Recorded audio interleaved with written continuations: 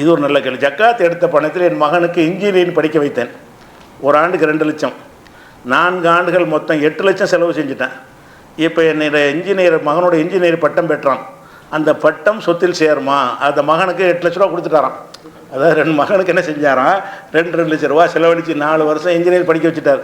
அப்போ 8 லட்ச ரூபா சொத்து அவனுக்கு இப்போ சேர்ந்துருச்சு. அந்த 8 லட்சத்துக்கு ஜக்காத்துக்கு மகன் கொடுக்கணுமா? மகனுக்காக தானே கொடுத்துருக்காரு அப்படின்னு கேட்குறாரு. பொதுவாக ஜக்காத்து கொடுத்த பணத்தில் இதே மாதிரி நம்ம ஒன்று கேட்போம். மகனுக்கு டெய்லி சோறு போடுறாரு, ஒரு 8 வருஷம் போட்டிருப்பார்.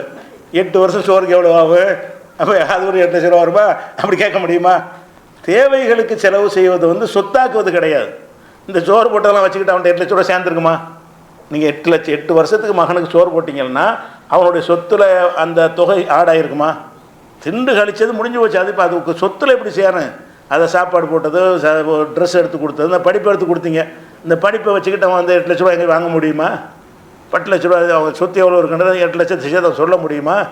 அது கல்வி, உணவு இதெல்லாம் கொடுக்க வேண்டிய கடமை. இதெல்லாம் சொத்துங்கிற வகையில் ரூபாயாக கொடுத்தா நீங்கள் ரூபா கொடுத்தான்னு சொல்லலாம். அவனுக்கு நீ பணமாக கொடுக்கல. ஒரு மகனை வளர்த்து ஆளாக்குற கடமைக்காக என்ன செய்வீங்க? சோறு போடுற மாதிரி படிப்பு கொடுக்குறீங்க. சோறு போடுறது தந்தை கடமை, அவனுக்கு படிப்பு கொடுக்குறது கடமை தானே.